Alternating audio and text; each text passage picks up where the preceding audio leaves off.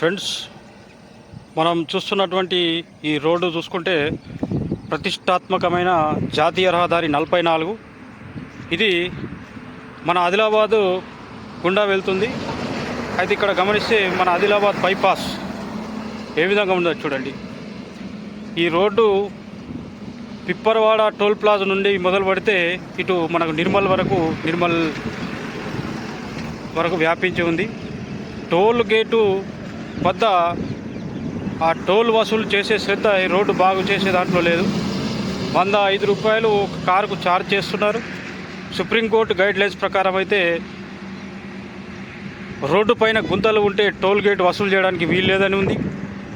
కానీ ఈ రోడ్డు పరిస్థితి చూడండి. ఇది ఇక్కడే కాదు, ఇది నేను వీడియో తీసింది ఆదిలాబాద్ బైపాస్ మాత్రమే.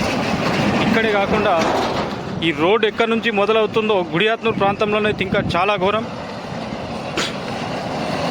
మహారాష్ట్ర బార్డర్ నుండి మొదలు పెడితే మనకి ఇచ్చోడ వరకు ఈ రోడ్డు వ్యాపించి ఉంది. అడుగడుగునా గుంతలే. వీళ్ళు వసూలు చేసే టోల్ డబ్బులు ఏవైతే అంతకంటే ఎక్కువ గుంతలు ఈ రోడ్డు పైన మనం గమనించవచ్చు. ప్రజాప్రతినిధులు కానీ అధికారులు కానీ స్పందించి ఈ కాంట్రాక్టు సంస్థపై తగు చర్యలు తీసుకోవాలి, లేదా టోల్ వసూలు ఆపన్న చేపించాలి.